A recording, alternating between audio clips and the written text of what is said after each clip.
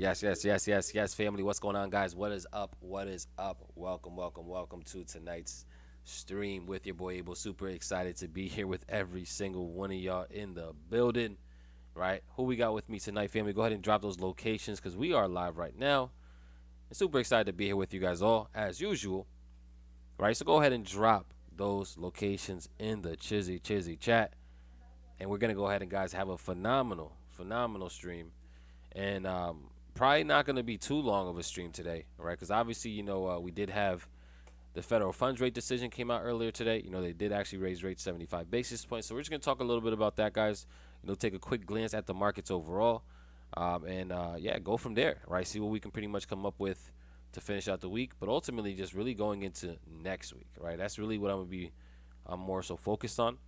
Because with the release today, guys, and with the projections, that we actually went over earlier today, it really did give us an overall big blueprint that we should, continue to follow, right? Because we've been, absolutely on point, right? Absolutely on point, guys. So we're gonna get into all that, right? We're gonna get into all that, 100%, right? So yeah, right. So just give me a few minutes. I just want to make sure I can do something really quick. And then we can go ahead and get right into this, guys. Just give me 1 second. Right, go ahead and continue dropping those locations in the chat as well. Right, if you are still with me, if you guys are still here. Let me see. Where is this?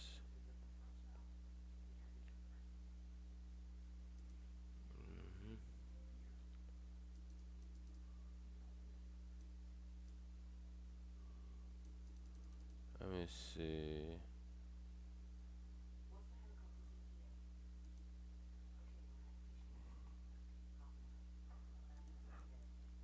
All right, let's see who we got in the building today. We got New York City in the house. ATL, what's up? Right, we got Vermont in the building. Chicago, Alabama. Chicago, what's good? Boston. We got Michigan in the house. What is going on? Right, we got, let's see, Christian Estrada sent me. He said you're a monster at the chart. Shout out to you, Alexis. What's going on? Good to see you in the building with us tonight.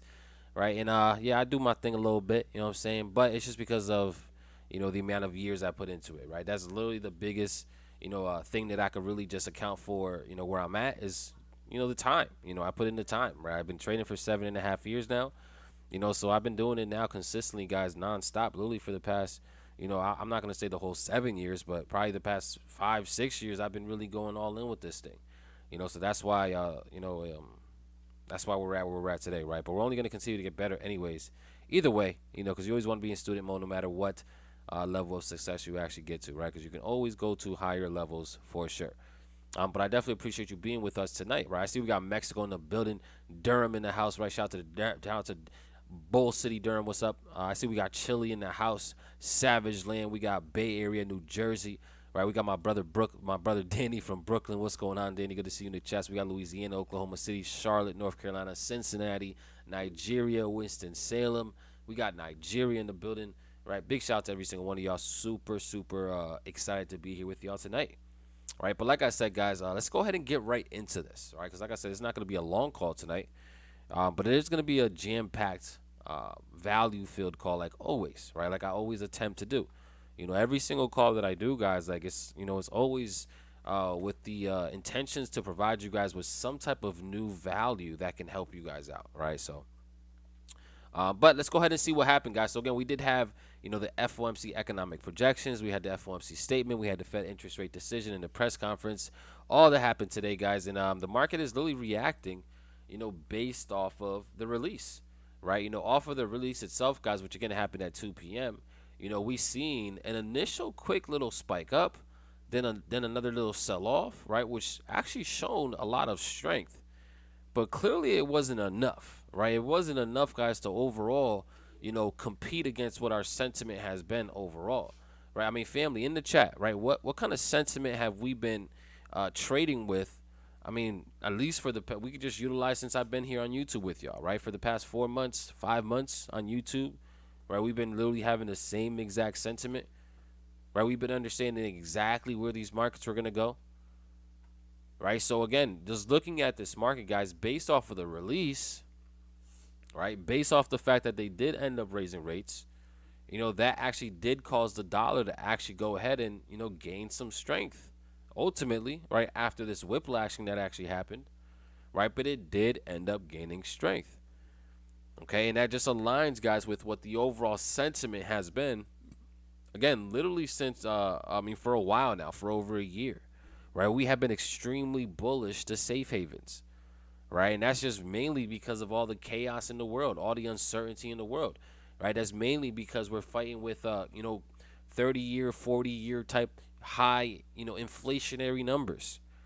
Right now, we're also fighting with, economic weakness, right? But on top of that, we're also dealing with, various, outside things like wars, right? So it's a very interesting time, guy, right? That we're in right now. But because of like a combination of all those things, high inflation, right? High interest rates, economic weakness, war with Russia, Ukraine, tension with China over Taiwan, right? All these different, this combination of things, guys, right? That are all big deals. That is what's driving, right, the demand for the safe havens. Okay. Now, family, what are the safe havens, right? I want you guys to go ahead and answer that in the chat, right? And again, I love participation, by the way, right? Because again, I do this for you guys, right? I truly want you guys to truly learn. And the way that I could see that you guys are learning is if you're actually going ahead and participating, right? So if you're actually going to make that commitment to participate, right? And again, it's for your own good too, right? It's going to help you out. Go ahead and smash the like button so I know as well, right? But what are considered the safe havens nowadays, right? I actually spoke on this earlier in today, guys, right? Because we actually did go live earlier today, on the Profit Society YouTube channel. It was me, myself, Kyle, and, the boy Skaggs. And we watched the news live, right? We actually analyzed the data live. We analyzed the projections live together, right? Earlier today. And I actually spoke about this, earlier, guys, as to what the safe havens are right now, right? What is being treated as a safe haven currency, as a safe haven asset, as a safe haven investment, right? Because there's mainly only two right now, right, that are actually acting like safe havens. Okay, so let's see who knows, right? So let's see, right? Shout out to Grenada. I see you guys. Shout out to Raleigh in the building as well. Shout out to everybody out here in North Carolina. I appreciate y'all, right? But let's see. All right, we are definitely on risk off sentiment, 100%. You guys are right with that, right? But I see somebody say gold, bonds, AUD USD, right? New safe havens or safe havens, right? That's a good question, 20 Pip Savage, right? Are we talking about new safe havens or the old ones, right? Yep. Let's see. Currently, USD and bonds. There we go, Kyle. Right? USD, gold, dollar index, yen, Swiss franc. Right? So again, I love what Savage said. Are we talking about the new safe havens or are we talking about the old safe havens? Right? Because when I got started trading, guys, right? When I got started trading, I was always told that the safe havens are, the dollar, USD, gold, JPY, Japanese yen, and then the Swiss franc, right? And then you can also throw in bonds. Government bonds have always been a safe haven, right? So obviously you could throw in government bonds and stuff in there as well, government bonds, but let's go put bonds, right? But in the old days when I first started trading, this is what I was always told was the safe havens, and technically they are safe havens, right? But right now, guys, we're actually experiencing different safe havens. Well, not different safe havens, but we're only experiencing, guys, 2 out of the 5 that are actually acting as a safe haven right now. Right? Only 2 of them out of the 5. Okay, so the 2 that are actually acting as a safe haven, all right, let's go ahead and type in current safe havens. That is going to be the US dollar and then bonds. All right, so again, the old safe havens, US dollar, gold, Japanese yen, Swiss franc, and then bonds. The current ones that are currently acting like safe havens are literally only the USD and bonds, right? And if you don't believe me, let's go ahead and take a look at gold real quick. All right, bigger picture. Does gold look like, it's been going up, right? Because ever since we started to, raise interest rates, which was back in, 16th of March, this thing has been going down, right? So if you would have went to gold and tried to treat it as a safe haven because of all the chaos in the world, you would have absolutely been losing value. So gold, not acting like a safe haven, right? Let's go ahead and take a look at the other ones, right? JPY, right? Let's just look at, USD, JPY for reference, right? You can obviously, if you wanted to, go ahead and look at the Japanese index if you wanted to as well. But I mean, this thing right here, guys, the Japanese yen is getting destroyed, right? Not acting like a safe haven. Japanese yen is extremely weak against every other currency right now across the board. Not acting like a safe haven.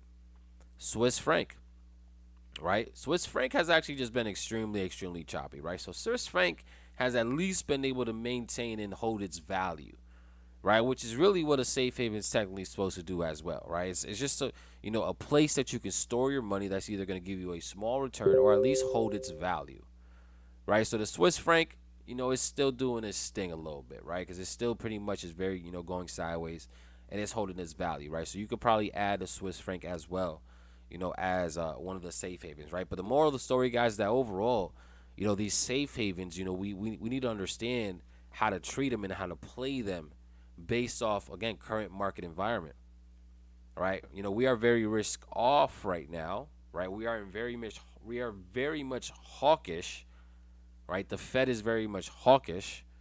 So how can we play that, right? So again, next question I got for you guys, right? With this hawkish environment that we are currently in, and for those of you guys that do not know what hawkish means, right? That is referring to what the Federal Reserve is planning to do in terms of interest rates. Are they planning to raise interest rates, right? Is their plan to continue raising rates, or is their plan to actually go ahead and start to lower rates, right? So when we are actually raising interest rates, that is telling us that we are in a hawkish environment. So if we are in a hawkish environment, family, what assets are going to go up, right? What assets are going to benefit? What assets, right, should we be looking to buy during a hawkish environment, right? Let's see what we got here. Answer that one in the chat, guys. Right, let's see. I see we got Suriname in the building. What is going on? What is going on? Shout out to you guys out there in Suriname. I appreciate y'all. Right, let's see. Ohio, my guy G. What's going on, G? Good to see you in the chat. Right, so yeah, exactly. Right, shout out to George. Shout out to 20 Pip Savage. Right, yeah, because again, guys, when we are experiencing hawkish environments, right, when we know interest rates are going up, nobody's going to want to invest into riskier assets because with interest rates going up, that's going to cause those assets to lose demand, right? Those riskier assets. The riskier assets are stocks, commodities, cryptos, right? So as interest rates go up, nobody's going to want to actually purchase those plays. So the demand starts to, you know, decrease. So the value starts to decrease. And as the value starts to decrease, everybody is starting to find somewhere to go ahead and start to store their money. They're going to go back to a safe haven, right, until all this chaos is done for, right? So that is the outlook, guys, that we have here, right? That is the blueprint that we have here, right? We're still very much hawkish. We're still very much bullish. And I think we, you know, continue to buy the safe havens, right? Continue to benefit off the safe havens, right? Again, we've been talking about bonds a little bit more lately, you know, just because it is another good tool to really, you know, understand what's going on in these markets, right? And I mean, again, even the bond market, guys, is just telling us, you know, how much fear there really is in these markets right now. All right, again, I said this earlier, guys, but as long as the bond market is going through the roof like this, right, then yeah, that is telling us that the dollar is going to continue to go to the roof, right? There's a lot of fear, uncertainty, and doubt in the markets, which is causing the, you know, these safe havens to be in demand. So we continue to ride that wave, baby, right? We continue to ride that wave. There's no point in going against it, right? So even with today, right, I'm going to be honest with y'all, right? Even with today, you know, we actually had, again, the whiplash in these markets right here, right, where we had the initial sell-off, right, which looked really good, right? But then we actually had the market want to come all the way back up, and look where it came back up to, though, just a level of structure. And then it ended up actually turning around, right? So by the time, I mean, we were actually already off of the stream, but I was actually able to go ahead and grab some entries up here, right? Let me actually show you guys.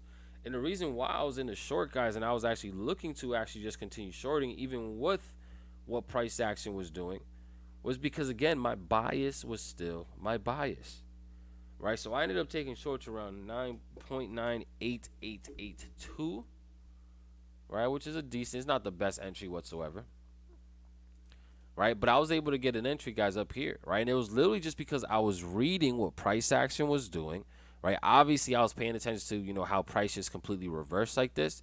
That does tell us a story for sure, especially on the break of structure.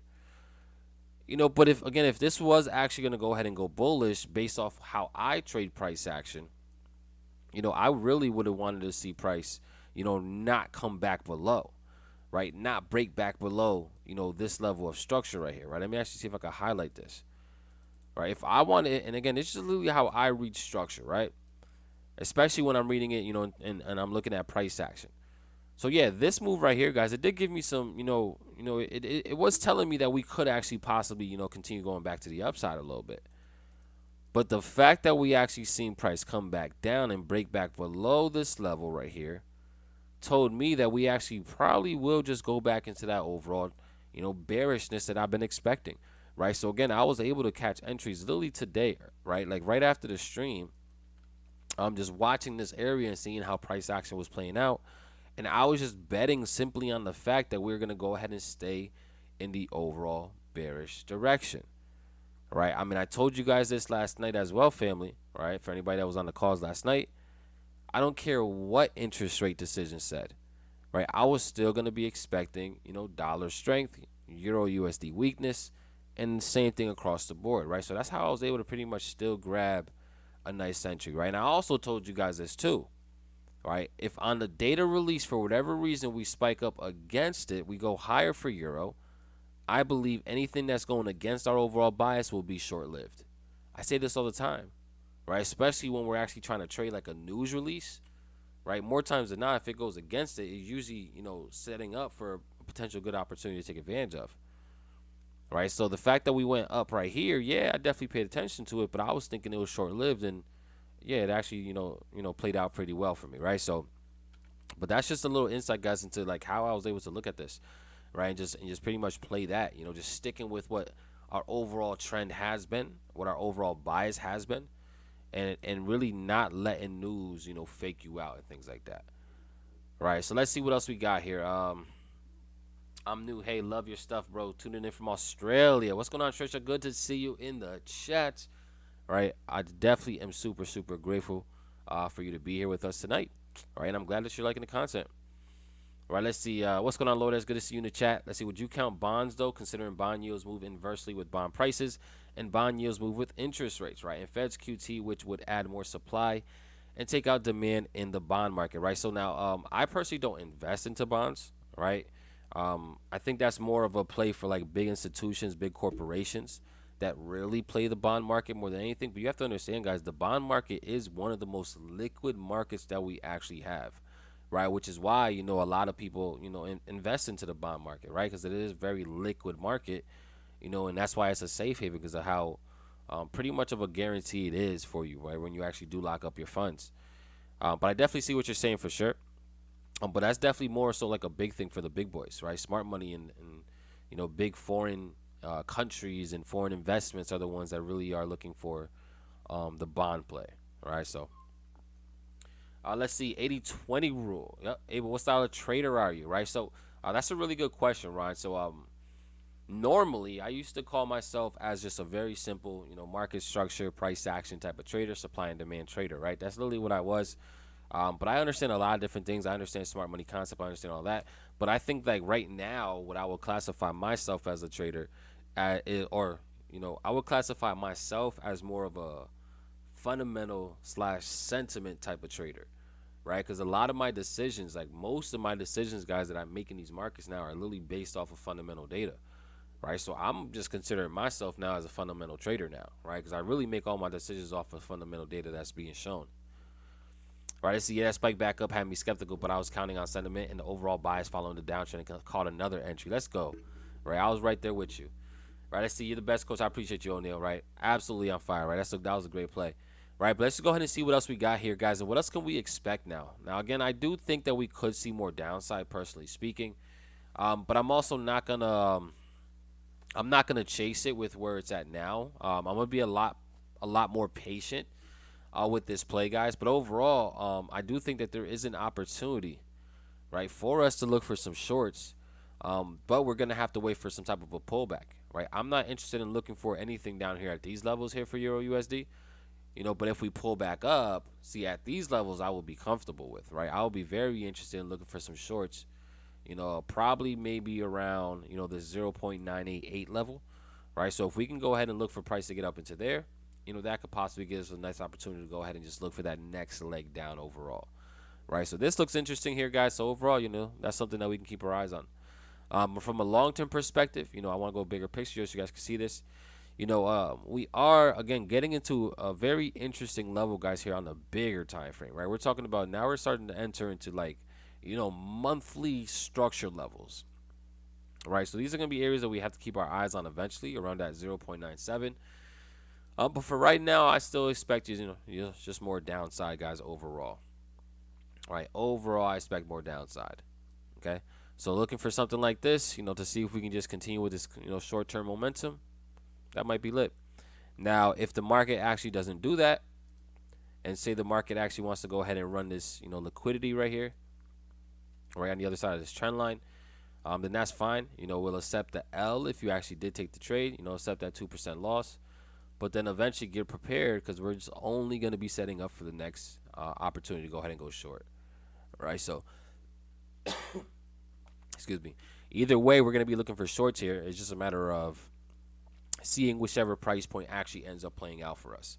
Right? But yeah, some decent opportunities here, guys, now that we actually see what the overall sentiment really is.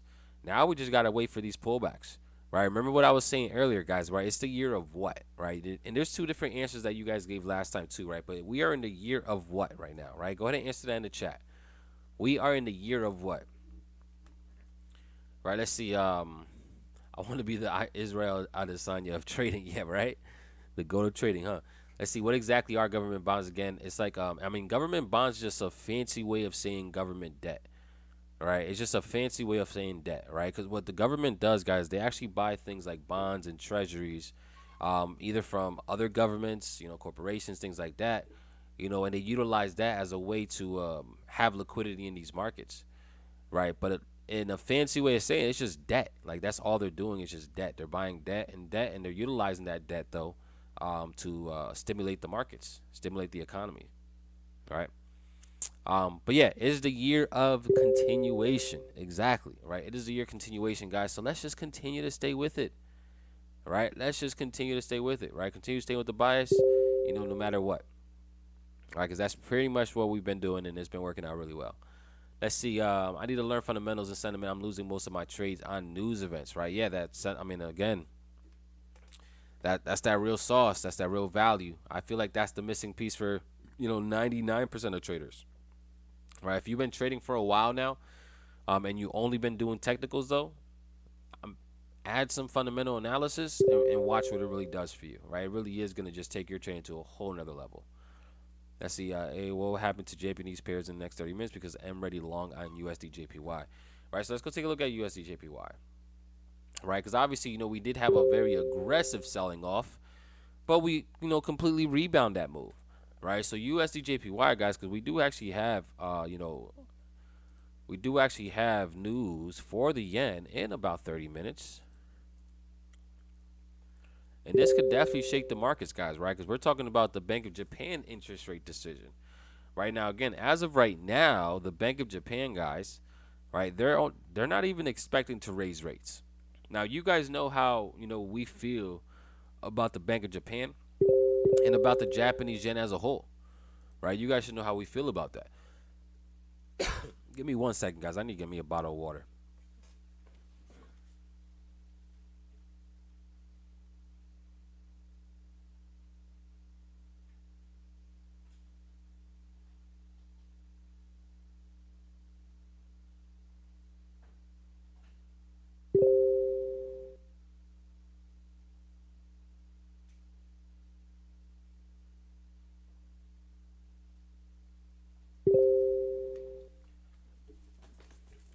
All right, we back. All right, so like I was saying, you guys know how we feel about the Japanese yen. I mean, look at their monetary policy, right? Like again, the interest rate decision, guys, and they're not even planning to raise rates. They're still negative rates, They're literally the at least as of right now, pretty much the only central bank, especially after this week, that will still have negative rates. And that's why the Japanese yen is just continuously getting devalued and getting destroyed.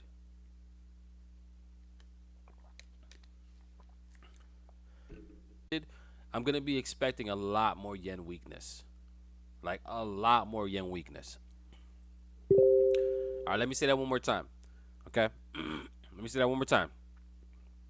In my opinion, if they do not raise rates, if they keep it at what's being predicted, and they keep it at this negative 0.10%, I'm expecting yen weakness. So we will want to buy GJ, buy EJ, buy AJ, buy anything against the J's, right? Because I truly believe that that's going to continue to weaken the Japanese yen overall. All right, but let's see what else we got to catch up with the comments.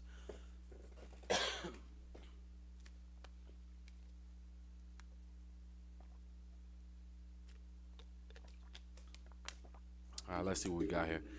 Crazy thought, but do you think the market could be aiming to reach back to market conditions before COVID? I charted this back in January and it's been playing. Let's go take a look at this.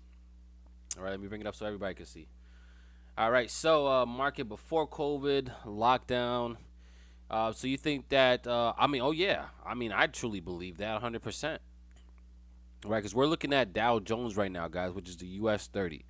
Right, and yeah, you know, I expect, guys, like a lot more weakness to come in.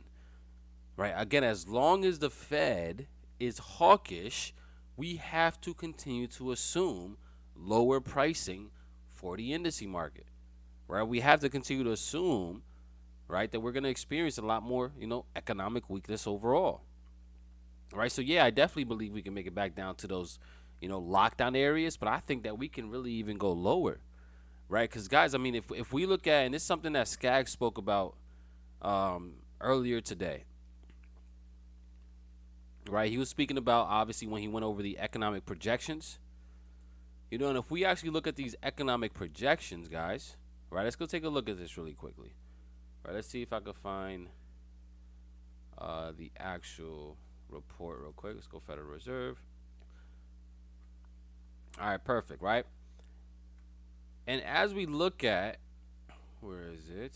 Here it is. Yeah, it's this one.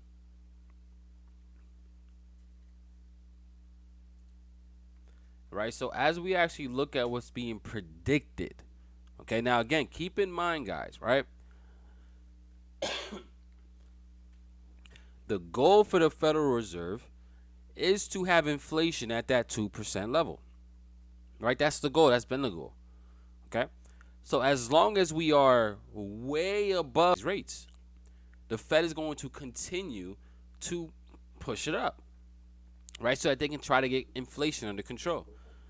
Based off the projections that just came out today, okay, if we look at this from the range perspective, they're still expecting, right, at least inflation, right, core inflation, to be at around 6% by the end of this year, which I don't think is going to be there, right? I think it's going to be way higher still, right? But even going into next year, there's still potential for it to be around that 4% level, right? So they are still technically, you know, expecting, you know, inflation to run into 2023, which all that does is that tells us as traders, right, the type of environment that we're going to be in. We're going to see, you know, we're still going to be very hawkish, which means we're going to see, you know, still be, you know, trading, damn, with dollar dominance, right? The dollar's still going to be in demand, right? So I truly believe we are going to see a lot more weakness, right? I think we have a lot more downside for US 30. Like, I really do. You know, I wouldn't be surprised if, again, you know, as long as we are in these environments, you know, I wouldn't be surprised if we come back and test these levels all the way down here, you know, on, you know, COVID news, and possibly even lower.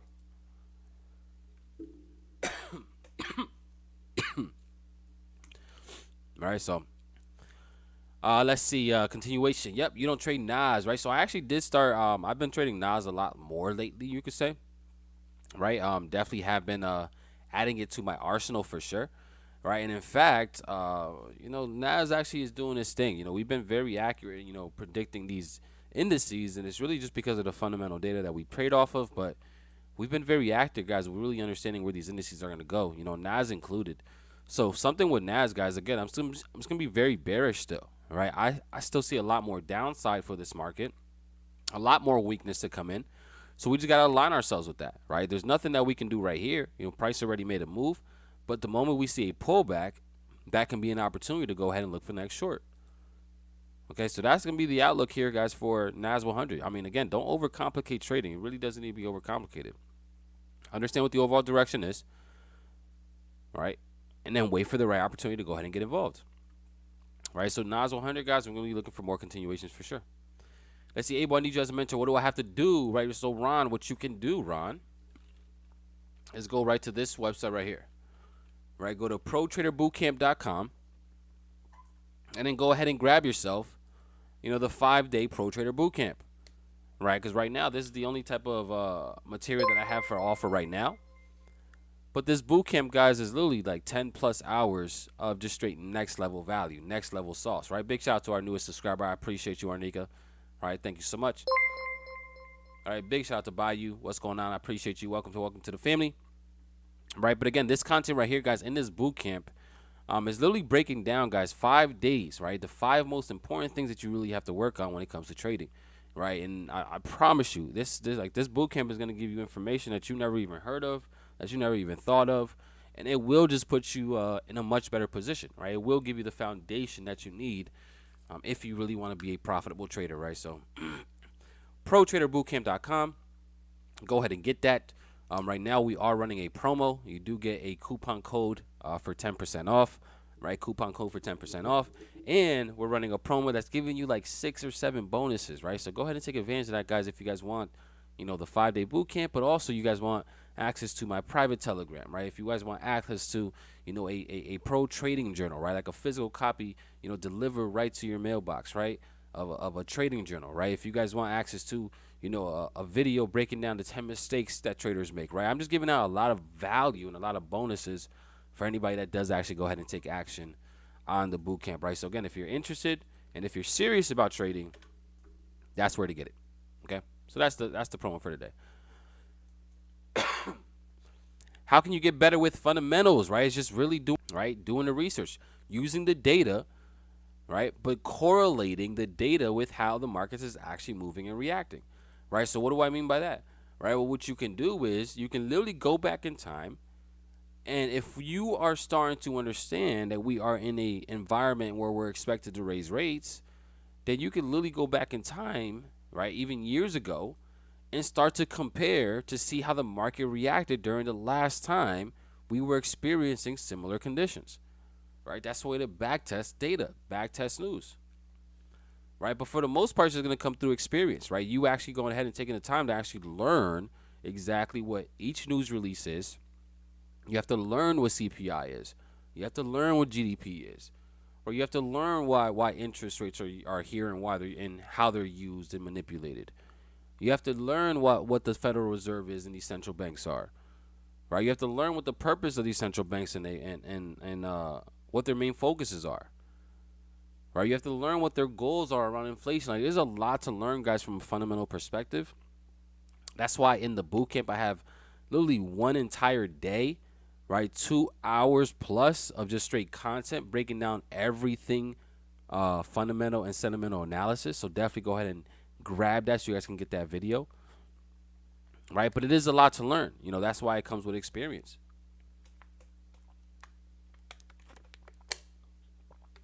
But the best way to actually learn is by making sure to watch me live every single time I go live on this on YouTube, right? That's the best way to learn for sure, right? So let's see, any good trading book you could recommend, right? So there's a few. Obviously, Naked Forex is like an OG book, Naked Forex, just because it's all about trading the markets with no indicators, raw price action, market structure, things like that.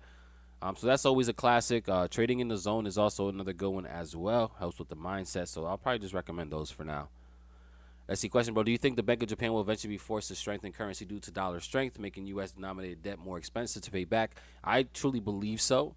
And that's why this release that's about to happen in a few is going to be interesting, right? Because again, you know, we are going to see if they are going to change rates, which again, guys, like, don't hold your breath. I don't think they're going to. If we really look at the Bank of Japan, they have not changed rates since, I mean, what, 6-7 years, right? Since like 2016, guys, they literally remained at negative 0.10%. And it's just because, you know, I mean, their monetary policy is different over there, right? They're operating a little different, all right? So again, I don't think it's going to change just yet. But in the future, I do believe they will be forced, right? They're going to be forced to have to do it because, you know, they're only doing themselves a disservice, right? Everything is costing them a lot more now, right? So they're going to have to start to act soon. I don't know when, though, right? But the moment they do act, Japanese yen will gain a lot of strength from that.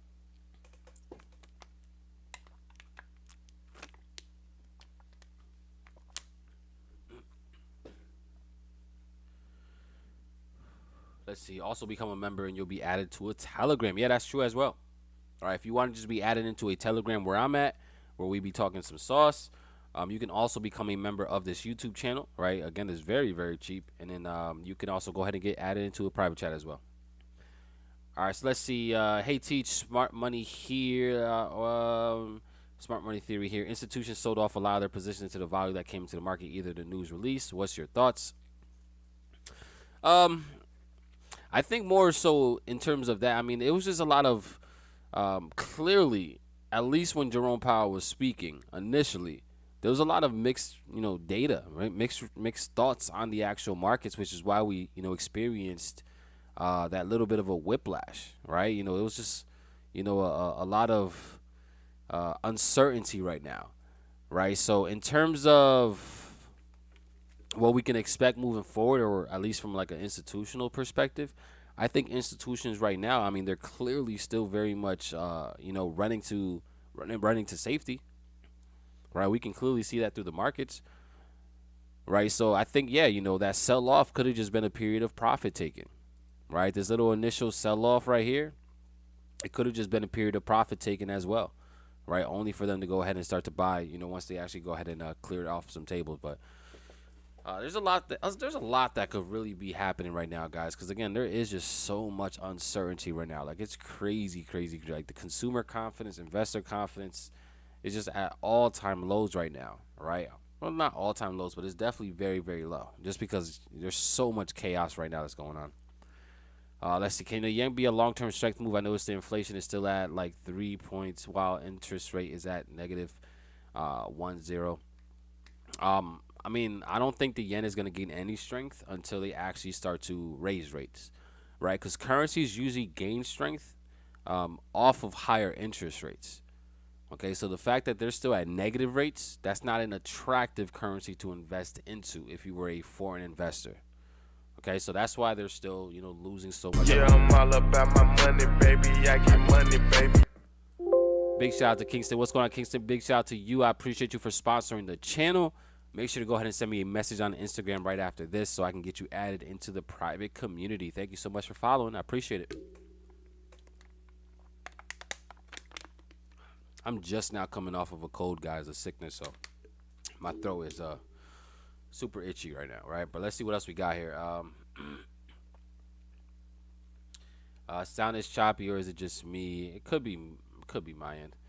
Let's see, with Nas, do you have any indicators or just naked trading using the TDA, and what time frame would you suggest entry? The M15, the 30, 1 hour, right? Those are good questions, Mata.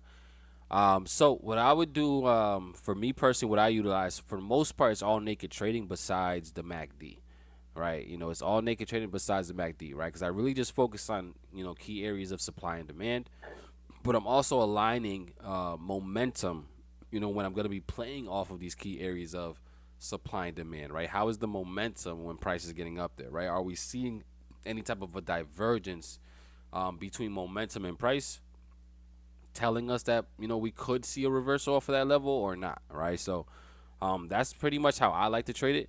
But I enter on the smaller time frames, right? 5 minute, 1 minute time frames, sometimes a 15 minute, right? But for the most part, it's going to usually be around the 5 minute and then that 1 minute time frame, right? Because I'm really reading price action once we do get into those key levels of supply and demand on the smaller ones. Let's see. Thanks for the value. I appreciate you, right, for just watching. Let's see. Can you check Crow Coin? All right. Okay. We can go ahead and check some Crow Coin. All right. Let's see what we got here. So what do you want me to see with Crow Coin, right? So I mean, just like every other crypto, I'm gonna expect this thing to probably just continue to go lower, which is actually kind of crazy, guys, right? Because this coin will eventually go back to its all-time highs, and I truly believe there's a good chance that it will also supersede its all-time highs, right? So I mean, I don't know what the exact all-time high is for this, but right now it's at $2, right? And this is a token, guys, that's literally connected to a very, very large exchange, right? So usually these exchange tokens actually do pretty well, right? I mean, look at Binance, right? Binance is one of the largest in the world, right? And Binance is literally, again, a token connected to an exchange, right? So Crowcoin, I do eventually believe it is going to go ahead and make its way back up, but just because of the environments we're in, and just because of the state of the crypto market and the cycle that the crypto market is in, I still think we're going to see more downside before we eventually rebound to go ahead and eventually go higher. But this could be an absolutely amazing opportunity, though, because look at this price. This thing is trading at five. Well, it could trade at 5 cents down at these levels. Even at this 10 cents right now is stupid cheap, right? Stupid cheap. When we're talking about all-time highs was at $2. And again, I'm not sure if that's actually all-time highs for Crow, because you never know with these trading view, because sometimes you don't even get the full data. Right, so let's go ahead and see what we got here, right? I'm on crypto.com. Let's check what the all-time high was. All right. Let's see. Kronos. All right, let's see. All-time high. Show more. So all-time high is around... Is it around 96 cents?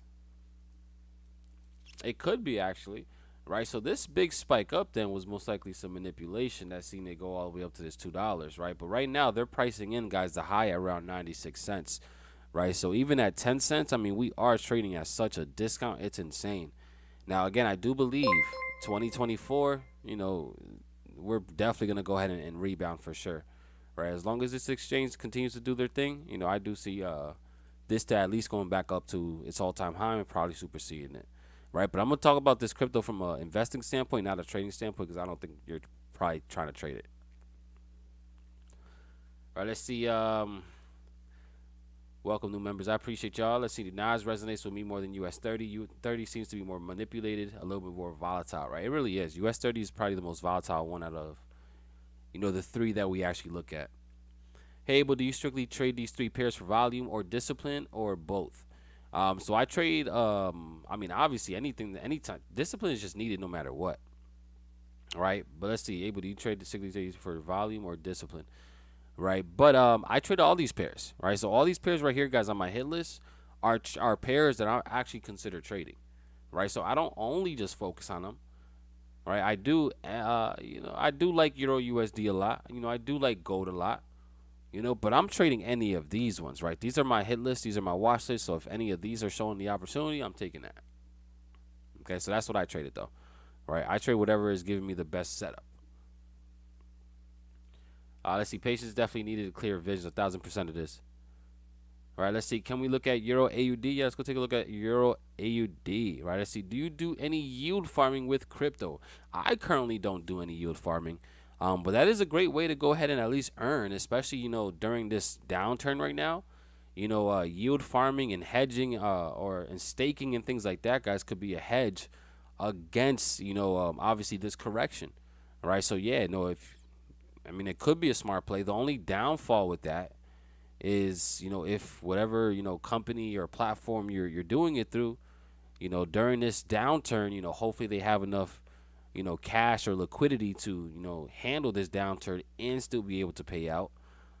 So that would be like the only downfall of that, right? Is obviously doing it through a platform that doesn't have enough, liquidity on hand to even honor the payouts. But if you can find one that does, then yeah, 100%. That's a great way to hedge against this downturn, right? At least you'll still be able to earn something on your money. Let's see where that go. That Abel. Come on, I got you, Alex. Right, I got you. Right. So let's take a look at Euro AUD real quick, guys. So overall, again, same thing that we've been talking about for Euro AUD. I'm still very much bearish, right? I do want to see this thing, guys, actually go ahead and continue going lower. Long term, I'm very much bearish. Um, it's just the market has just been going sideways. I did take some shorts, guys, earlier the other day and was able to catch this sell off right here, but I'm still very much bearish right now. Looking at where we're at right now, guys, like we're actually at a very interesting level here for Euro AUD, right? Where the market itself, guys, could realistically, actually start to turn around from these areas, right? So I will be looking for, personally speaking, if we can see price come all the way back up to around this 1.492 level, right? 1.492, right? I think that there's a good chance for this thing to actually go ahead and give us an opportunity to go short on it. All right, so that's just a nice little play here, guys. You guys keep your eyes out for Euro AUD. Again, it's one I've been trading all week as well. I did have positions already up here looking for these sells, and I caught some sells. Now we just pulled back, and now I just want to see some more continuations. Right, again, if we can go ahead and get an entry here, guys, and this is a play that could really net out some big boy pips, right? Because Euro AUD is very volatile. All right, but I like that for sure. Let's see where that go at. Yep, Japanese news is moving. All right, let's see what we got here. All right, so again, we have, all right, so they actually did end up keeping the rates the same exact way. Let's go ahead and look at what the yen is doing. Right, yen is absolutely getting destroyed. Look at this. Right, the yen is absolutely getting destroyed, guys, which again is what we expected because they did not raise rates, right? They kept rates the same at that negative 0.1%. And again, the markets is reacting to it, right? The yen is absolutely getting destroyed, right? Let's see what the government, there is no liquidity over here whatsoever, right? No liquidity in the Japanese government bonds, right? So let's go back to UJ, right? Getting destroyed. Everything against the yen is going to be flying right now, guys, because again, their policies are trash. Right, and this is exactly what we're talking about, right? Understanding exactly what the market is going to do because we know the data. We know the information, right? What did I just tell you guys before the news, right? If this thing comes out the same, Yeah, I'm all about my money, baby. then the yen is going to be weak, right? And it's going to continue being weak no matter what happens right here, right? So again, guys, just keep that in mind, right? I'm very bullish the yen overall. Whether we this looks like, and again, do not let stuff like this scare you out of what's happening. Okay? Because look how this thing just turned around. Right? Do not let this thing scare you out of what's really could potentially happen. All right? Because this right here, in my opinion, and I could be wrong, right? But in my opinion, this is one of those things that's going to be short-lived. All right? So again, overall, I'm still very much expecting this guys to rebound and go ahead and absolutely go higher. All right, so just keep that in mind, right? The data is the data. We're gonna stick with the data no matter what, and yeah, that's how we're gonna play that. All right, but let me go ahead and just I'm looking. Listen, man, I'm trying to see if I can find some entries myself, right? Because if this thing spikes back down, I'm grabbing me some entries. All right, you guys don't have to do what I'm doing. In fact, I'm not telling you guys to do what I'm doing. I'm just giving you guys an update as to how I will be positioning myself, right? If we can get another big spike down, all right? So I'm gonna keep my eyes on that one for sure, because like I said, I truly believe that this is gonna be start running to the upside off of that data, right? For sure, right? Let's go, Giovanni. Welcome to the Wealthy Fam, super supporter. I appreciate you. Welcome to the fam. Make sure to go ahead and send me a message after the stream so I can get you added into the private community. Let's get it. I appreciate you. Thank you for sponsoring the channel. Right, let's see what else we got here. Can you show me your favorite setup that you look for right when you taking the trade? Yeah. So again, like I was telling you, I took this Euro AUD trade earlier last night and into today, right? But I'll break down exactly what I was looking for this trade, right, and why I ended up taking the position that I ended up taking, right? Because we ended up taking again a nice sell off. Pretty much this sell off right here is pretty much what we were able to actually grab. Right here. All right, so overall, guys, right, what I was looking at for Euro AUD is I'm looking at the bigger picture, right? I understand that right now, we are, pretty much more so in a bearish market right here currently, and I'm also from a fundamental perspective and just comparing interest rates and comparing things like that. right? I'm also very much expecting the Aussie to be a lot stronger than the euro. You know, the Australian dollar, you know, they just offering a better return. They have higher interest rates. You know, they have higher bond offerings, right? So the Aussie is just, in my opinion, going to be a lot more attractive, right? So we were already looking for the actual shorting opportunity, right? Just off of that. All right. So then what we seen here when I started to actually come in, you know, we can see that the market has been going sideways for a little while now, right? But ever since it started going sideways, we had this higher high, higher low, higher high. But then ever since then, we started creating these lower highs, lower highs, lower highs, right? So I was looking for price to come back up into this area, literally back up into here, right? Let me actually go to lower time so you guys can really see it, right? So I was going to be playing now this range right here, this high and this swing low, right? This was the range that I was pretty much looking at last night, like literally right after we actually got off the call is literally when I ended up taking this position, right? Because again, I was looking at this range and I told myself, all right, if we can see price pull back up, right? I really entered around these levels, around this 1.4928, right? But if we can enter back up to these levels, then we could take that short, right? So again, my entry was, I'll show you the exact markup, at least right here, right? But my thing looks something like this, right? I entered right around that level, around that 1.4928, right? My stops were above these highs, something around here, right? And I targeted right back down to these lows, right? So this was my setup, guys, that I pretty much took. And it's just aligning with what I believe is going to happen from the bigger picture, right? But also utilizing structure to really give me the clues.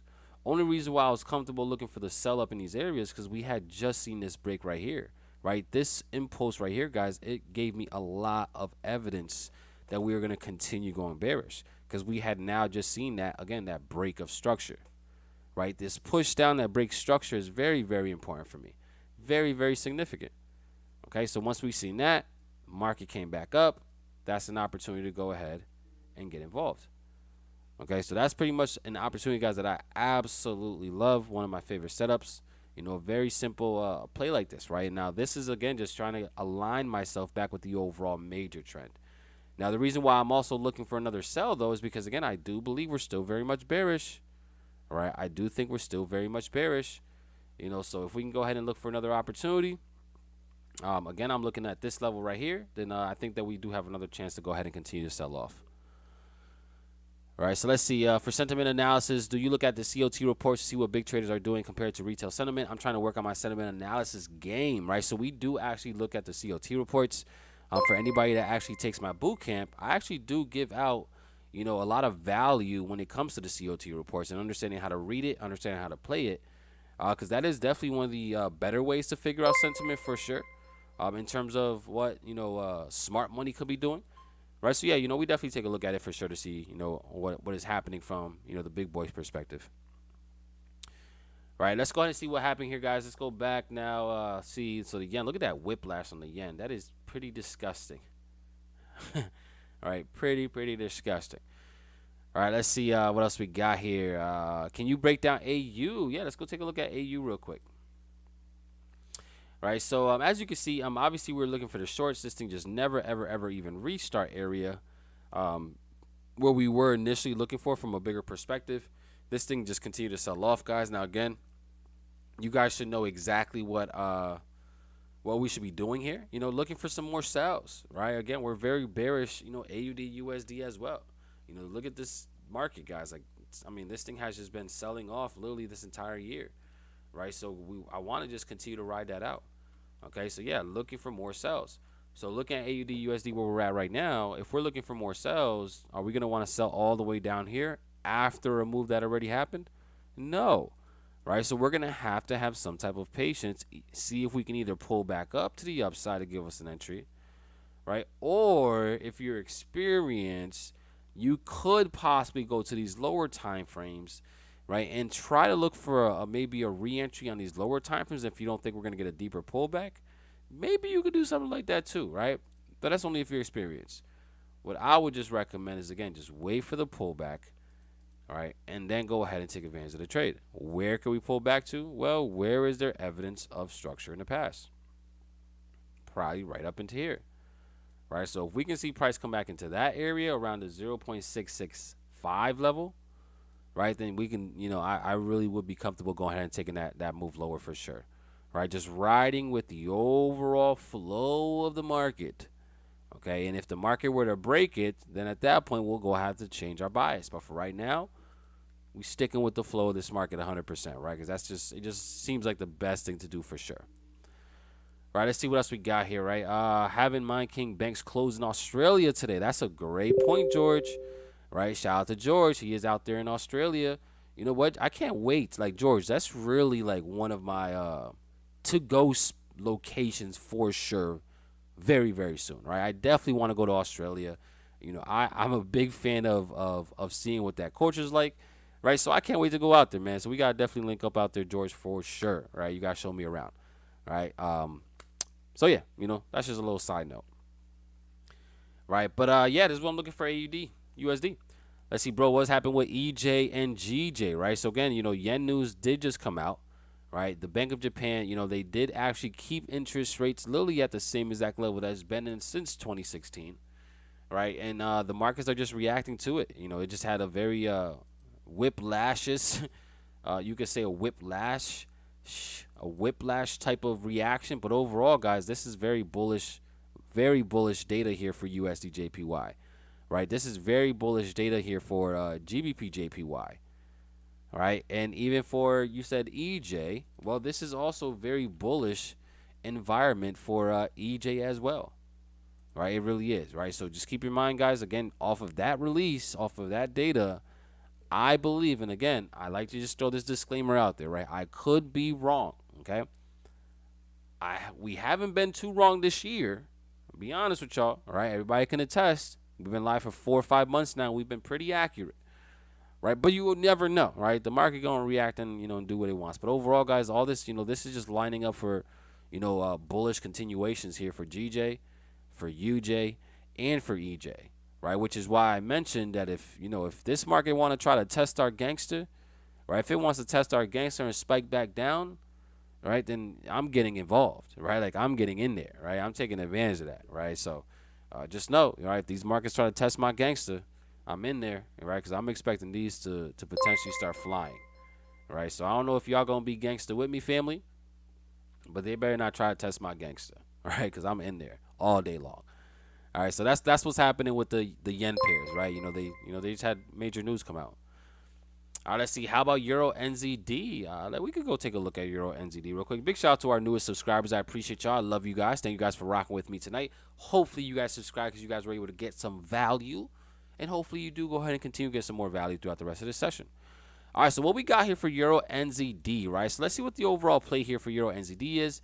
Right, so as of right now, guys, we just been seeing a lot of bullish momentum here for Euro New Zealand, right? And that's very interesting, actually, right? Seeing the Euro actually be this strong. I mean, it's been going up for what, the past 2 months or so, right? But what's the overall flow, though, right? Because, again, we can see that we've been having a little bit of momentum now, but what's the overall flow, right? The overall flow looks like this thing is low-key very, very choppy, very sideways. But for the most part, I would say that this thing has been, going lower and lower.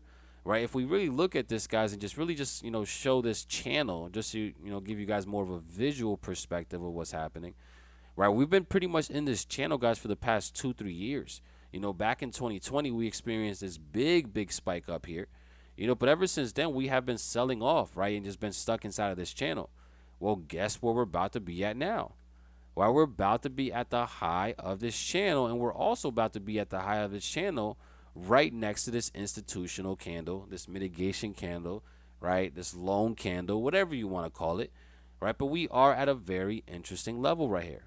So with this information, guys, like I would not be surprised if we actually see this thing realistically start to sell off from these levels, right? So, hey, if you're trading, Euro NZD, it doesn't look too bad, right? It actually looks pretty lit. And the reason why this one looks pretty lit is because, I mean, we're talking about like a major reversal, guys, a major opportunity from a very big time frame. Okay, so I'm just gonna give you guys a little outlook of what we could look like, right? Obviously, it's gonna be much bigger positions, right? Because we're on a bigger time frame, but we're talking about potentially riding this thing all the way back down to the bottom of the channel, right? Because in my opinion, I also think just looking at, comparing interest rates and understanding how to play interest rate differentials, right? I also know that the New Zealand dollar, and I'm gonna bring up the central bank rates right now as well to confirm this, right? But the Bank of New Zealand, guys, their interest rates are already at 3%, while the ECB is only at 1.25%. So if we're looking at it and trying to compare currency strength from an interest rate differential perspective, right, the New Zealand is a lot more attractive. So in my opinion, the New Zealand is going to be in more demand against the euro, right, which would cause this to absolutely sell off, right? So guys, yeah, this could be a very, very nice opportunity here for some shorts for Euro NZD, right? And again, we could realistically really, really ride this thing all the way back down to these lows because I'm already expecting the New Zealand dollar to really be stronger than the euro. So we're talking about 1,000 pips here, right? Again, big boy move. So that's an interesting one to keep your guys' eyes on for sure, right? So that's where we're at, Michael. Right? I hope that made sense. Let's see, gold. Yes, take a look at gold really, really quickly as well, right? Let's see, bro. Thank you. That was a aha moment. Let's go. Right, I love when you guys get aha moments. All right, so gold, guys. Overall, again, we did see just a little bit of selling pressure. We really didn't see too much for gold. It just remained inside of this range that we've pretty much been in for the past couple days. But overall, guys, I am bearish gold. So if we can see a pullback up, that would be pretty lit. I would still love to see gold up into those levels. I don't know if we're gonna go up to there, right? Up to that 1,700, maybe around the 1,705 level. Again, I'm not sure. Right, I think and I'm not saying you guys, right, but I know a lot of people assume, people that go live on YouTube and traders that we're fortune tellers, right? I'm not a fortune teller. I'm not psychic, right? If I was, I'd have been a billionaire already. So I don't know if it is gonna go up there, but if it does, I would like to really look for some shorts from that area. All right, probably maybe around this 1712 realistically will be a better of a number to look for some plays from, but overall, I'm still very much bearish this, so I'll be looking for some shorts. Let's go lower time frame now, right? Because obviously, like I said, I'm not sure if we're gonna get all the way up into that level, but if it did, then we'll take advantage of it. I don't think we're gonna get up there, right? So let's go ahead and go lower time frame now and actually break down structure on lower time frame, right? So if we can't make our way up to there, just because we might have just so much bearish momentum, then where could we realistically look for plays from? Well, use structure to the left, right? We have this obvious level of structure up here. And we also have the low right now where the market is just trapped inside. All right, very simple. If we're going to be looking for some shorts here, I want to be looking for some shorts from up here, right, all day long. Right, I want to look for some shorts, guys, all the way back up at these levels, right, because this is where we have evidence, right, where, the gold just starts to lose demand, right, and it always just starts to go back down. Right, so if we're able to come back up to these areas around this 1679, right, then that can also be an opportunity, guys, to look for some shorts for gold, and that's something that could realistically happen tonight, possibly going into tomorrow, right? That's more of a short-term opportunity that can play out pretty soon, right? So that's what I'll be looking for if I was taking advantage of gold, just looking for this to come back up to give us an opportunity to go short, right? I want that. I like that. I think it's very possible for that to occur for sure. All right, so that's what we can look at for gold, looking for that continuation, right? It is the year of continuation, family, right? So as long just if you're trying to figure out what the overall bias of your market is, your overall trend, right? I want you guys just to zoom out and just to identify what the market has been doing since the beginning of this year, right? And the reason why the beginning of this year is very important is because this is when this current hawkish cycle has begun, right? This is when we have started to see the Fed start to raise rates, right? So based on how the markets are reacting or have been reacting to the Fed raising rates is probably how it's going to continue to react as long as the Fed is going to continue to raise rates.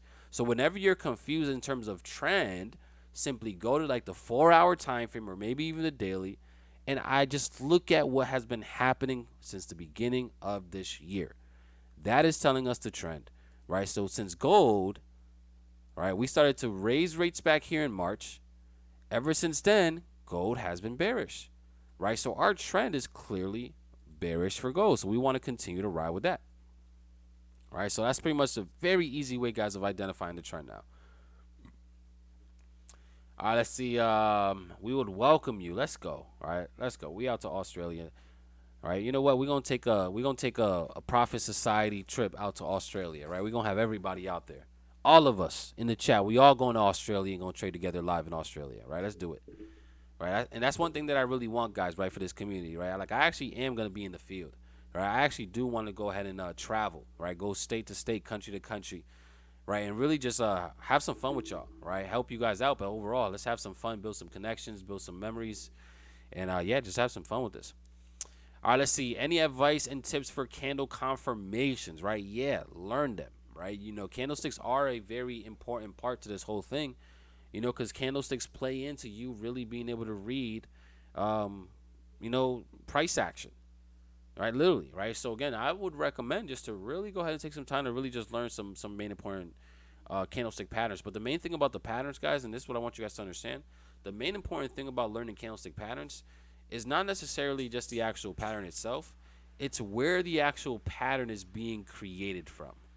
That's the real sauce, right? Because you can learn these patterns all day, like an engulfing, a doji, a hammer, right? You can learn all these patterns, but if these patterns are being created and they're not at major levels of structure, then you need to learn how to avoid those ones, right? So when you are trading these patterns, just make sure that they are at major areas of supply and demand, major levels of structure, things like that. Those are the ones that are absolutely going to be pretty lit. All right, let's see. Man, we talking them gangster. Yeah, exactly. All right, let's see. I'm spending the next 9 hours scalping. Going to be a long night. Let's go, money. Right. Well, I'm praying for you, man. I'm praying for you. I know you're going to get it. Right. You're going to wake up tomorrow, or well, you're going to be up tomorrow and you're going to be up a bag. Right. I'm manifesting that for you right now. All right, NZD CAD. Let's go take a look at NZD CAD. All right, so NZD CAD, this is what we had for NZD CAD last time we actually looked at it. All right, but overall, guys, NZD CAD has definitely been just getting absolutely walloped and destroyed. And again, this is pretty much something that is expected just because the Canadian dollar, guys, is also very strong. All right, like again, I've been saying this a lot lately, right? And just really talking about the strength of the CAD. Right, because yeah, I talk about the strength of the dollar a lot, but second in command right now in terms of like real currency strength is probably going to be the Canadian dollar, right? It's definitely up there as well in terms of strength, right? So right now it's showing its strength against the New Zealand dollar, right? So I think that we're just going to continue with this. Again, very simple. What have we been doing since the beginning of this year, right? And since the beginning of this year, right, we have been dropping. So ever since we started to raise rates, we have been very, very bearish here. Okay, so I want to continue to monitor this and continue to just stick with what we've been saying, right? You know, because again, both these banks have also been raising rates, right? But let's go ahead and compare interest rates, you know, really quick between those two, right? Again, the Reserve Bank of New Zealand is at 3%. The Bank of Canada is at 3.25%, right? So the Bank of Canada is offering 0.25% more, right? So that's a little bit more attractive, right? So again, I do believe we're going to continue to see more downside here. All right, I truly do believe that. Let's go lower time frame now, right? See what we got, right? So I like this opportunity right here, guys, right? So if we can see price come back up to this level, right, maybe up to, if we are able, right, around a 0.788, you know, that can be a nice opportunity to go ahead and go short from, right? And I'm really looking at it because, again, it gives us that good risk to reward, good opportunity. So, yeah, you know, something like this might not be bad, and, you know, play the long-term play. You know, I think we can definitely go ahead and eventually run these lows. Right, just sticking with the overall bias, overall trend. Okay, and I hope this is making sense, guys. Right, because look how simple trading can realistically be. Right, again, trading doesn't need to be complicated. Right, I literally just identify the markets, I analyze the data, I compare the currencies by utilizing interest rates, by utilizing bond yields.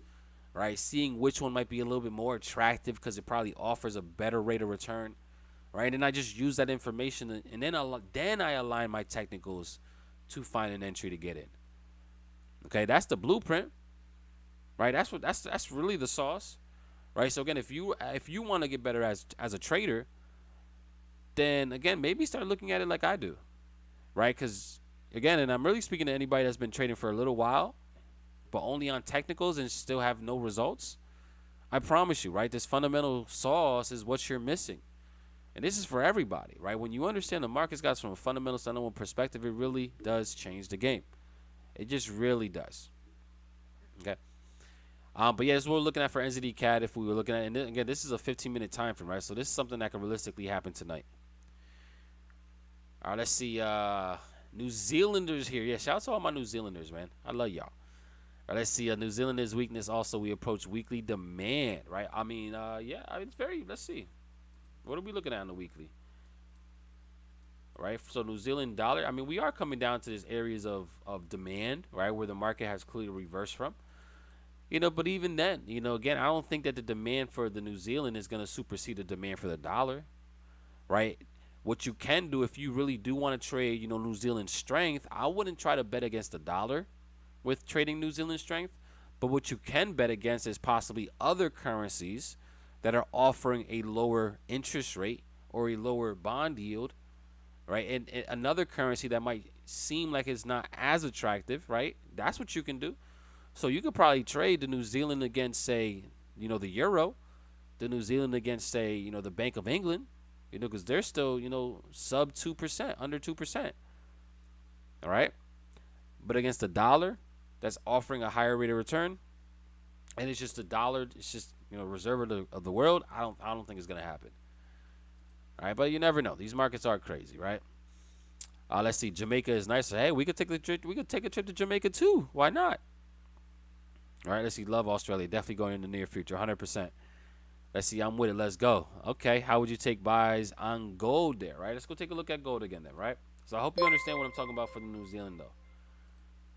Right. So again, for for gold itself, right? Would I actually take buys off of this low right here? Right now, I'm gonna be honest with y'all.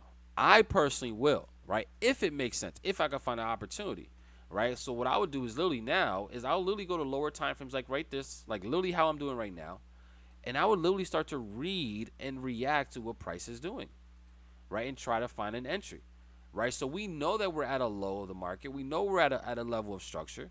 So now all we gotta do is, and again, I'm on a 1 minute, right? But all we can do now, guys, is literally just look at what the market is doing and take advantage of it by reading structure, right? So 1 minute time frame, I'm just highlighting some key levels real quick, right? Because I want to see areas where we could potentially really go bullish from.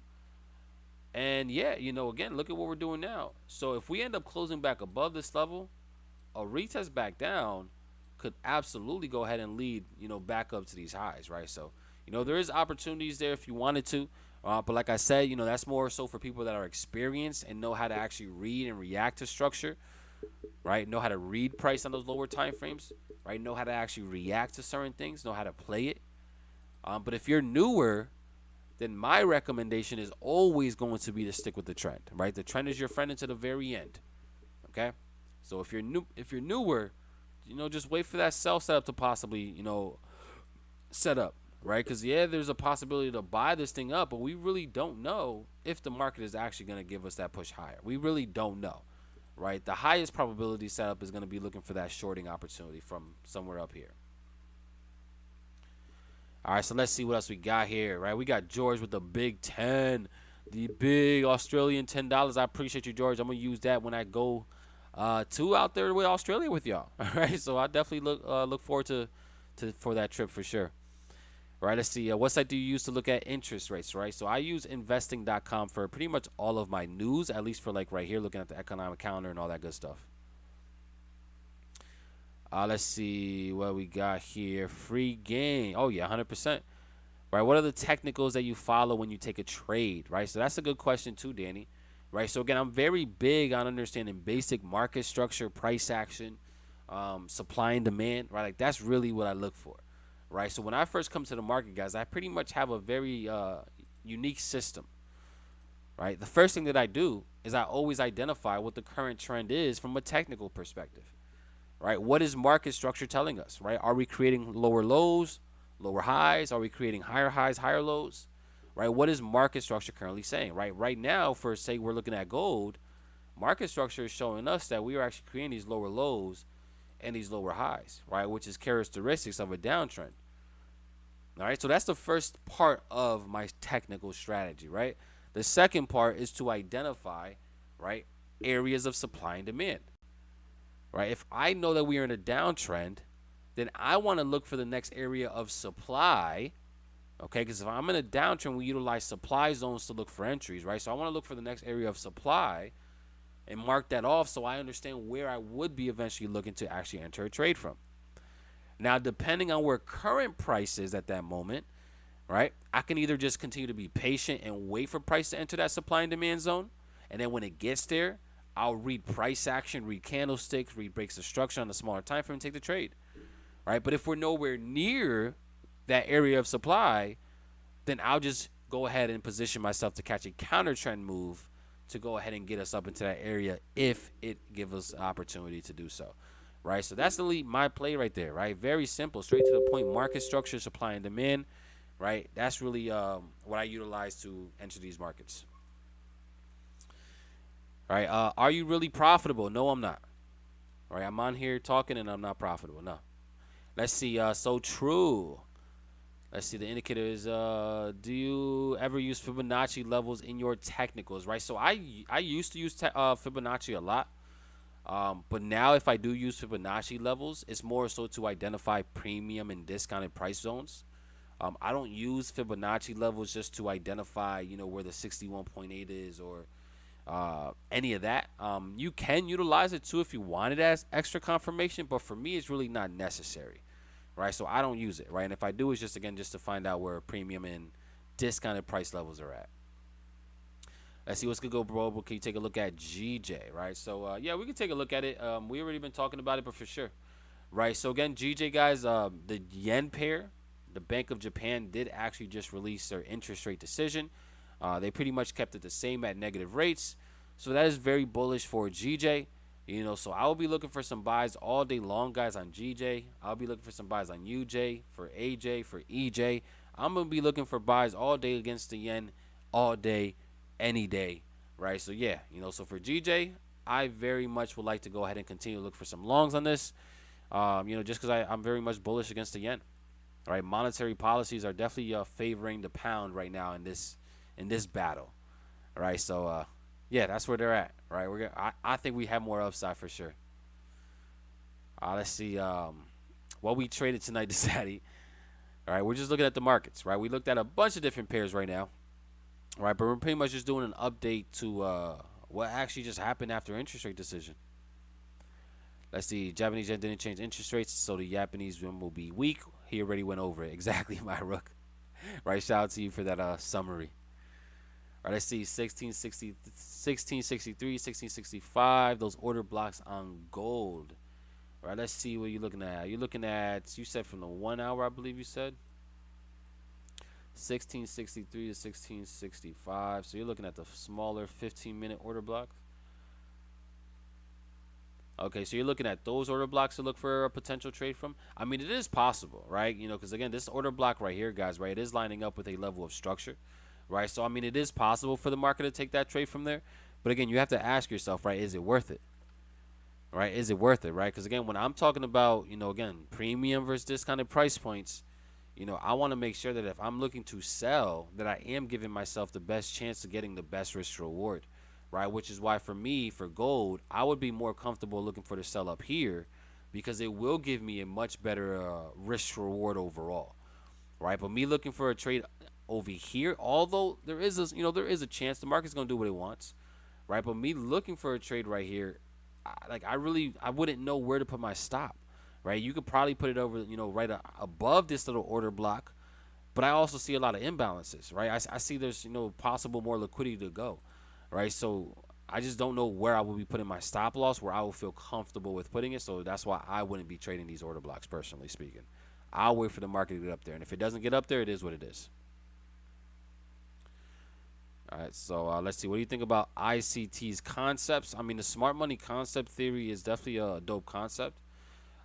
The thing that again, most strategies for the most part are all about entries, but smart money concepts way of analyzing entries is definitely probably the best that I've noticed, which is why I pretty much utilize that. I tie it into my supply and demand strategy. But it's real, it's there. It's just another strategy though, right? It's another strategy like all the other ones that are out there, right? But it is probably the best to help you identify where you should be entering the markets, and it's probably the best to give you the best risk rewards as well. Let's see. How old are you, Abel? I'm 30. All right, let's see. I haven't been in the trading scene since for about 2 years, right? Well, it's time to get back into it, right? It's time to get back into it, right? Especially right now, right? I said this the other day, guys, right? Like right now, these markets are the easiest markets to trade by far, right? These markets are the most predictable markets by far right now. Like we have been, again, literally super accurate, guys. Literally since I started streaming on live on YouTube 5 months ago, we've been extremely on point. You can literally go look at the videos from 5 months ago to even confirm that, right? We've literally been predicting every single move. And it's because these markets are so predictable right now, right? So right now is definitely by far the best time to really take trading seriously. But more importantly, the only reason why it's so easy for us, at least, you know, my OGs on the call, is because, again, we really do pay attention to the data. We really do pay attention to the fundamentals. We really do understand sentiment. Like, we really do that, right? So that's why we have so much confidence when we're trading, is because we know what's going to happen. Right? We know it because we understand sentiment. All right, so that's where that is. All right, let's see. How do you find premium and discounted levels? Right, so that's a good question. And very simple. I mean, the easiest way to do it is by utilizing your Fibonacci tool. Right, so very simple. This is how we play it. Right, so if we're in the middle of a downtrending market, right, we have our swing high, we have our swing low. You know, we're seeing the correction in the market. Right, to identify premium versus discounted in a downtrend, right, or in any trend realistically, right, but in a downtrend, guys, anything below the 50% is considered discounted pricing. Okay, anything below, yo, is gold flying right now? This thing is moving fast. Right, anything below the 50%, guys, in a sell opportunity is considered discounted prices. Right, and the reason why this is important is because if we wanted to sell something, we don't want to sell it at a discount. All right, I'm here to make money, right? So if I wanted to sell something, I'm not going to sell it at a discount, right? So if you wanted to sell a currency pair, you don't want to sell it at a discount, right? You want to sell it at a premium. Right, but the premium level is above that 50% level here on the Fib, right? So that's why for me, guys, I don't take trades if we are so low compared to a swing move, right? I don't take trades when we are in discounted price points because you really don't know what's going to happen in there, right? And it's just not giving us a good risk to reward whatsoever, right? So if we're able to see the market go ahead and give us a pullback at least above the 50, and then we want to utilize our supply and demand zones to really fine tune that entry. But then that's when we go ahead and enter, right? So during sell markets, you want to sell at a premium. During buy markets, you want to buy at a discount. You want to sell at a premium, buy at a discount. Sell at a premium, buy at a discount, right? I hope that makes sense. How long have you been a trader for? When did you have your aha moment, right? So I've been trading for 7.5 years now, right? Since 2015. And my first 2-3 years, guys, I literally made no money, right? I'm not like a lot of these other people say that they came in and started making money right away. No, I went around 2 years, 3 years, guys, with no results, no money. Then I eventually got mentorship. I found help. I took that help. I took it seriously, right? I eventually started to listen to, I eventually started to take discipline seriously as well. So I became a lot more disciplined as a trader.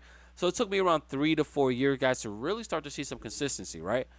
But it also took me a year after that to really pretty much go full time and do this, right? So I've been pretty much doing this full time now for the past 3 years, right? 3-4 years now full time, and it's been an absolute ride, right? Because not only have I been able to do this, but I've been able to teach thousands and thousands and thousands of students, guys, literally across the entire world, how to do this exact same thing as well, right? So, yeah, that's just my little quick background, Hawaiian.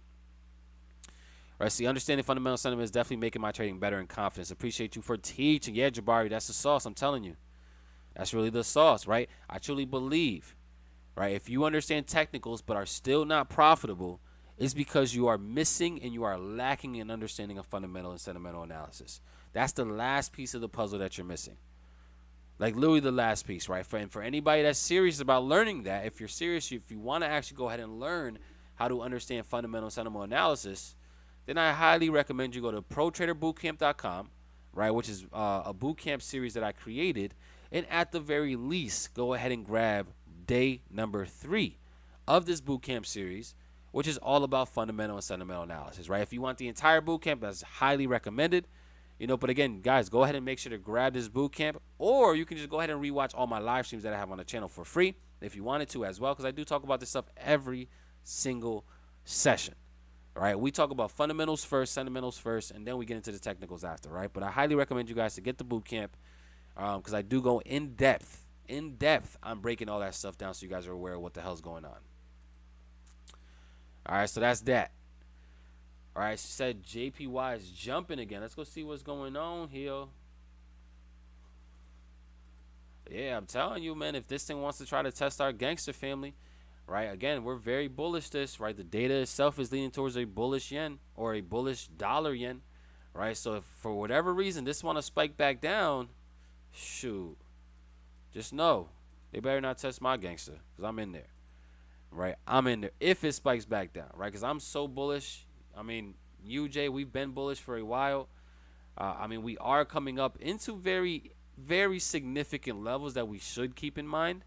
Right, for sure. We definitely have to keep this in mind because, again, now that I notice this on the monthly, we are reaching a very, very significant level. But is that level of possible supply going to be enough to really stop this moonshot that we've been seeing? I don't know. I really don't know, right? This could be an area where we start to experience selling off. Not because the dollar is more so, it's more so probably because people are going to be profit taking. But overall, guys, I would not be surprised if we do actually end up running that, right? So I'm still very much bullish this, right? Even though we are at a very major level that I just noticed now, I'm still like that's how confident I am, guys, in sentiment. That's how confident I am in fundamentals. Is that I'm even still very much expecting this to go ahead and continue. And if I'm wrong, I'll accept my L. I'm a champ. I'm a big boy. I'm a grown man, right? I'm comfortable with taking losses, right? That's one thing that, again, you're going to have to get good at, right? You have to get good at taking losses. You have to become a professional loss taker in this game, like literally, right? Just like you want to be a professional winner, you also have to be a professional loser, right, when it comes to trading, right? You have to be able to lose with some class, with some elegance. All right, now I'm being a little funny, right? But you guys get what I'm saying, right? You have to be able to lose, guys, like a professional, right? A professional loses, and it doesn't affect us, right? It doesn't affect nothing. It doesn't affect our emotions. It doesn't affect our thought process because that trade that we took was a valid trade. The market just got us, right? We're not going to win every single trade, right? We can have the best looking setup in the world, and we still take a loss on it because the market going to do what it wants to do, right? So, you know, again, we have to become professional loss takers. You have to be a professional loser in order to really be a professional winner in this, right? I hope that doesn't go over your guys' head neither, okay?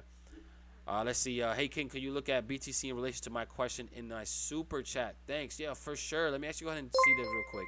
The indicator in the in silico's 4 seasons as the last 3 have seen a huge bullish trend for BTC. And your thoughts? By the way, I got you when you come to Melbourne. For sure. Let's get it. Right? So, I mean, my thoughts about Bitcoin are pretty much going to be what I've been saying for a while. Right? I'm very much bearish this. Right? Very much bearish this. I'm expecting, guys, continuation lowers for Bitcoin. I truly think that we can experience a $14,000 Bitcoin, $13,000 Bitcoin, possibly even a $10,000 Bitcoin, right? I don't know. But one thing I do know is that I'm already buying again, right? Anything under 20,000, I am a buyer of Bitcoin. Okay, I literally started, actually, I'm not going to say I started going crazy, right? But I'm now in the process, guys, of now starting to accumulate again.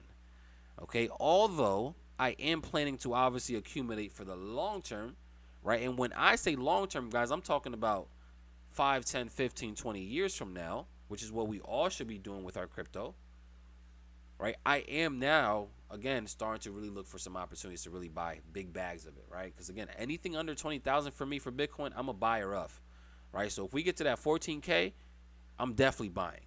If we get to 10K, I'm throwing the house at it. Like literally, right? I'm throwing everything at it, right? I'm going broke investing into Bitcoin if we get to that 10K, right? So that's just me, right? You guys don't have to do what I'm doing, but that's what I'm doing because I'm a very big supporter of cryptocurrencies, and I truly think that these things are going to be game changing for sure, right? But for right now, though, overall, though, we are still, in my opinion, going to be seeing more lower pricing. So I'm just dollar cost averaging all the way in. All right, that's really it. Just continue to buy, even at lower pricing to go ahead and give myself a better average cost per Bitcoin. Right, but I still think we have more downside for sure. All right, so let's see. Let's see. Totally recommended, 100%. Grateful for your stream. I definitely appreciate that. Is a trading journal absolutely necessary, or would you say backtesting is? I say both are, right? They're both necessary, right? Because what's the point of backtesting if you're not actually going to document what you're actually backtesting, right? They kind of go hand in hand, right? Because the backtesting, in order for you to understand what's happening, like, you should want to actually write this stuff down and document it. Like, I get it, you can just go through the replay, but are you actually going to really remember from stuff like that? Not really, right? So you want to actually get in the habit of actually documenting everything, right? Your actual live trades, but also your back-tested trades as well. So I recommend both. Let's see. How high do you think the EJ might run for short-term and long-term? So I think I'm going to continue to be bullish personally, right? I think that we are going to experience at least back up to these highs, right? But again, this one's a little tougher, right? Because obviously the yen is definitely weak, but the euro is also a piece of crap, right? No offense to anybody that has, their currency is the euro, but the euro has been garbage, and it has been garbage, and it just seems like it's going to continue to be garbage, right? But overall, I do see us at the very least probably coming back up to, I mean, if we're looking at this thing from the monthly, the weekly perspective, we have a lot of clean traffic over here to the left. Right, so there is a chance, guys, for this market to reach all the way up to the 150s. Right, there's a very good chance that we actually make it all the way up to the 150s. Right, for Euro JPY. But what I think can actually happen now, though, right, is, I mean, we could see the market come and run, this channel that we're in. But overall, I don't know. I'm a little torn as to what I think can actually happen for Euro JPY right now. I'm gonna be honest. Right, because for some reason, my gut feeling is telling me that we can actually see lower pricing before we continue higher. I don't know why, but my gut feeling is telling me that. But with the actual decision with the yen, there's still a very good chance for price to continue going higher from here, right? So what I'm gonna be playing, this is how simple trading could be, right? So what I'm gonna do, I'm gonna be patient, and I'm gonna wait for a break of this level, right? If we can actually go ahead and break this 142.6, right, and actually get above that level, right, then I'm going to use that same exact level then as a support, and then I'll go ahead and start looking for some, continuations off of there, right? Because, again, for some reason, I don't know, I think there's a chance for us to go a little bit lower before we go higher, but so, when that happens, I just wait, so I'll wait for a break of this 142.6, and then I'll look for some continuations off of there, right? So that's my EJ outlook. Let's see, we know when we get it back, so as loss is nothing, it's just part of the game, exactly. Right, my low for BTC marked about 9 something. It's possible, right? It's possible. Let's see, dollar cost average in BTC once it hit 18,000. I mean, that's, in my opinion, that's probably the best thing everybody should do, right? Even if you're just buying, $20 worth of Bitcoin, right? $50 worth of Bitcoin, buying it consistently, guys, over time, that's gonna change. It could change your life, like during the next bull run in 2024. It really could. Right, so like really consider, guys, investing into cryptos. I truly believe these prices that we're at now are very attractive pricing, for most of these cryptos. So just keep your eyes on it. I know for me, I'm not trying to, right? I will make $100 million off of crypto alone. Like, that's really how serious I am about this. Okay. Let's see, bro. I know you are passionate about honesty and transparency. Think people have been humbled by these markets, so they find it hard to believe anybody really is probably you know how it is though, George, right? You know how it is. I mean, I kind of see where where people are coming from, especially people that are newer to my stream, that don't know my background, that don't know where I come from, that don't know the amount of years I've been teaching, right? So I get it. When you come on a random person's stream, you kind of want to verify who they are, right, to make sure that they know what the hell they're talking about. But one thing that I know about trading in this entire niche family, at least for me, because I have experience, like, you can tell who really knows their stuff the moment they open their mouth, right? Like, you can tell who actually knows what they're talking about as soon as they start talking, right? So that's pretty much how I be judging if I can tell if somebody knows what their stuff or not, right? But again, I can't blame anybody that's asking if I'm profitable or things like that, and they don't know me, right? It's cool, it is what it is, right? Hopefully the value I'm dropping right now just change that for them though. Let's see, what time frame is your most recommended to use Fib?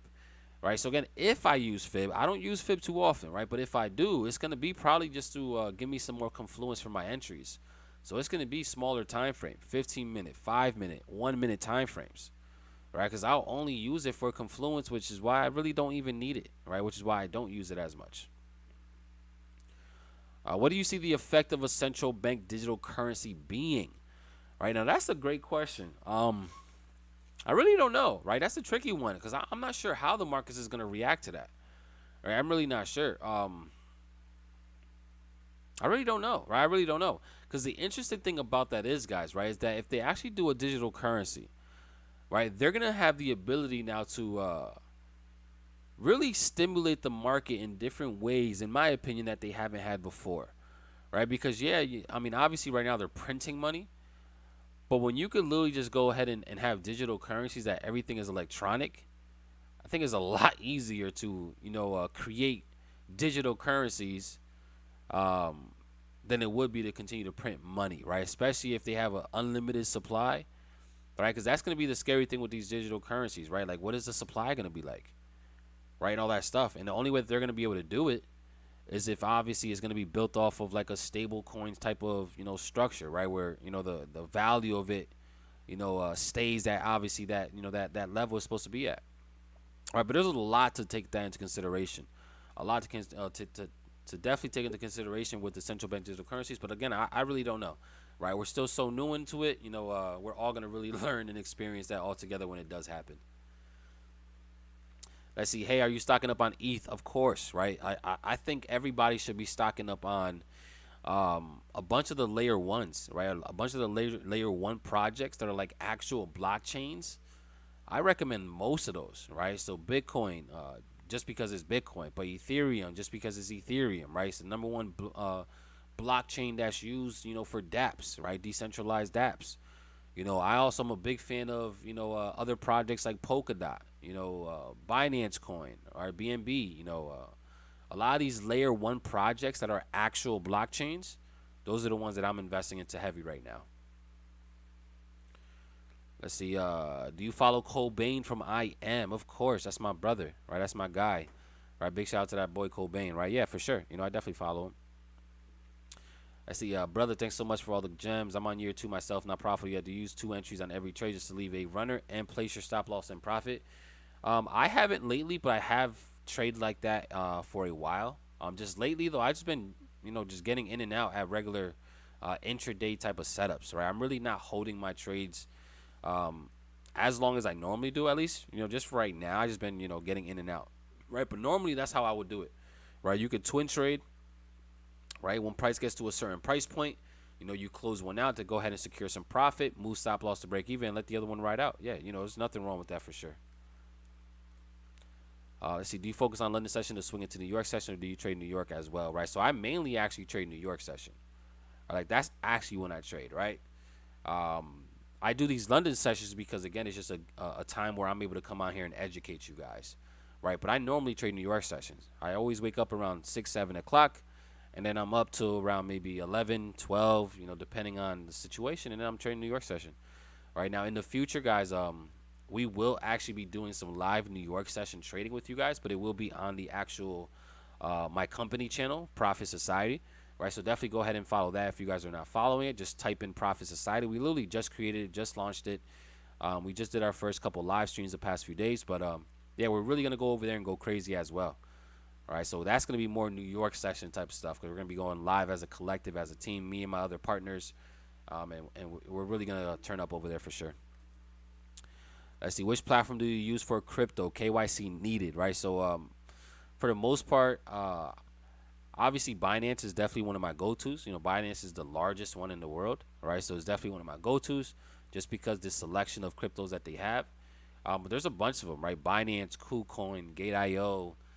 If we're talking about regulated ones here in the U.S., Crypto.com, FTX, right? There's a whole bunch out there, right? And I utilize all of them. It really just depends on the actual token itself or the coin itself, because not every crypto, guys, is dropped on every single broker. There's certain cryptos, especially if you're getting in early, right? Especially if you're getting like a super, super early gem, it's not going to be on every single exchange, right? It's only going to be maybe on 1 or 2. right? So then you got to just be able to take advantage of every exchange, and pretty much pick the exchange based off what the coin that you're looking for is and that it's on, right? And most of the time, most of them do actually require KYC. Besides the ones overseas, right? You don't need no KYC for a Binance overseas, right? The main Binance. You don't need no KYC for a KuCoin, right? But anything regulated, you're gonna need KYC for. Let's see, Pancake Swap. Yeah, so I mean, Pancake Swap is it's a decentralized exchange, right? And yeah, the decentralized exchange as well are also pretty good, right? Like Pancake Swap, Banana Swap. What's the other one? I mean, there's Monkey Swap, right? Like, there's a lot of different swaps out there, right? But the decentralized exchanges are also very, very, very important, because those are usually the ones that can really get you into those early projects, for sure, right? But besides that, family, I do appreciate you guys' time today, right? We've been rocking out for about 2 hours now, and it definitely, we definitely provided a lot of value and a lot of gems, especially for anybody that might have just jumped on and didn't catch the entire thing. I do recommend for you to go ahead and smash the like button, but also make sure to be subscribed. I do go live on this channel, guys, 3 times a week, every Tuesday, Wednesday, and Thursday at 10 p.m. Eastern. And I'm literally here just pretty much spitting game to you guys. And I'm giving you guys real, authentic value, right? One guarantee that I make here, guys, is that this free value that I'm giving you guys, I guarantee it's going to be better than any paid content that you guys can even get, right? So if you guys are looking at any courses out there, right, by all means, definitely diversify your education. But just know this free value is going to be better than anything you're going to find anywhere else, right? And that's really been my goal, and that's going to continue to be my goal. So, look forward to this real value, real sauce, so that we guys can continue to grow overall. Right, but family, I do appreciate you guys. I love y'all. Thank you guys for rocking with me tonight, and I'll be back tomorrow, same time, same place. Let's get it.